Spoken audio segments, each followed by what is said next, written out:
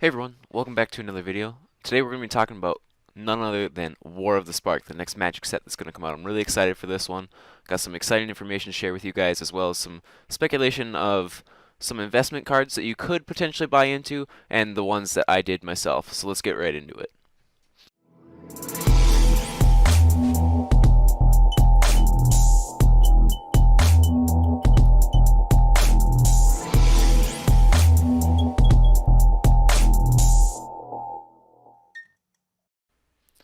Alright, so based on this article from Wizards themselves, I'll link this one down in the description as well.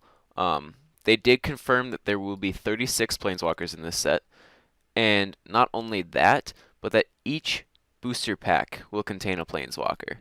So now, I've seen all kinds of speculation because of this. People are thinking that there's going to be Planeswalkers at every single rarity. There's going to be common, uncommon, rare, and mythic Planeswalkers, which also might mean that there's a lot of 1, 2, and 3 drop Planeswalkers. So because of this, we're going to see it become a much more common mechanic. So there's going to be much more ways that they're going to be used in everyday gameplay. I did find a list. Let's see, a almost complete list of these Planeswalkers at some point. Let me see. Alright, here it is. And I will also include this in the description.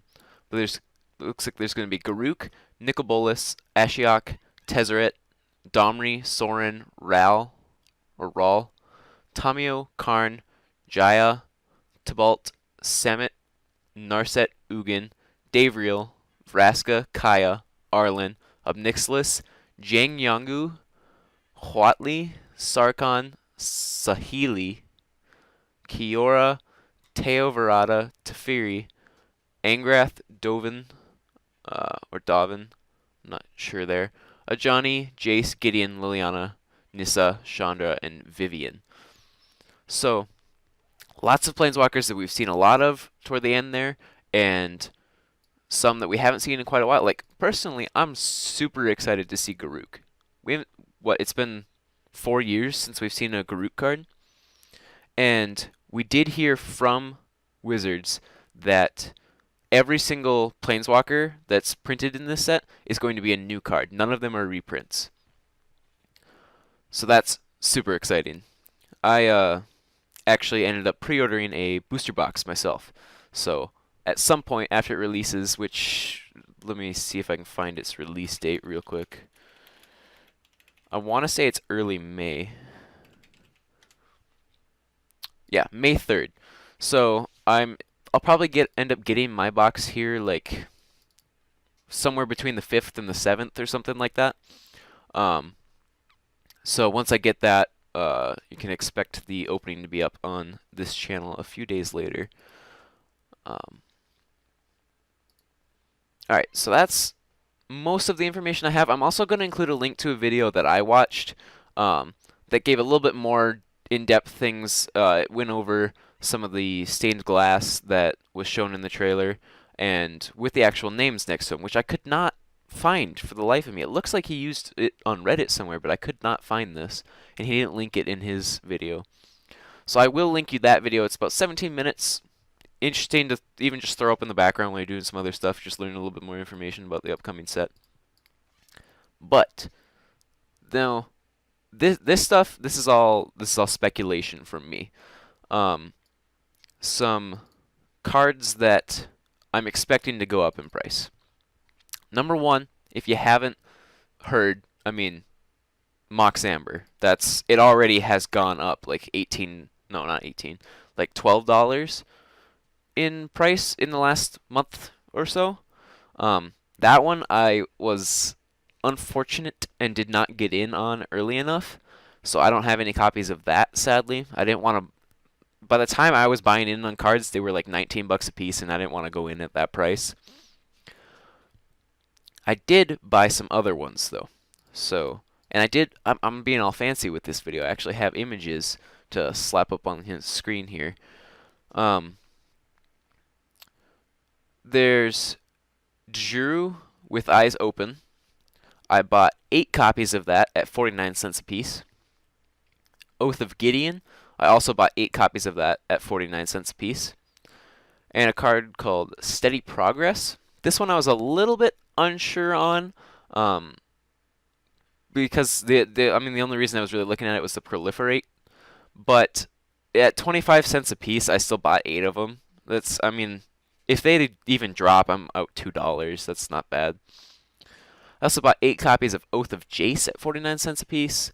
8 copies of Call the Gatewatch at 75 cents.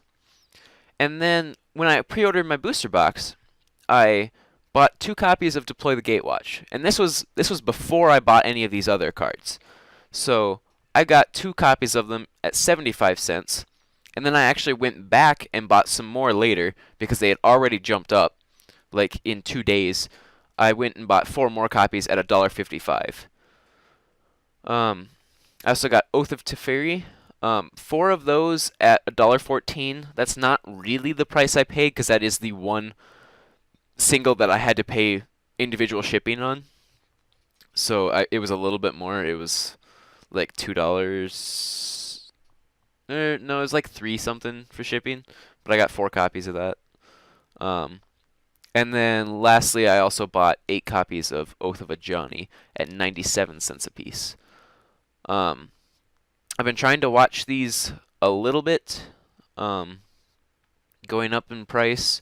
So far, I've seen the first set of them pretty much stayed the same, but Deploy the Gatewatch, last I checked, was up to $2.49, so that's a pretty good increase so far. As well as Oath of Teferi was up to $3.60 rather than the $1.14 that I paid, so that's decent increase already for those cards. I guess that's really all I've got to say for now. But let me know what you guys think of War of the Spark. I'm super excited for this set. It's gonna be a ton of fun. The 36 Planeswalkers is just ridiculous. And let me know if you guys have any questions. I'm by no means an expert on this, but I've done a little bit of research. I'll read through all my comments and I'll do my best to answer any questions that you guys may have. But otherwise, I'm guessing there'll be a little bit left in the game I have going on in the background, so I'll throw some music and let you guys finish watching that. But I appreciate you watching the video, and I'll see you in the next one.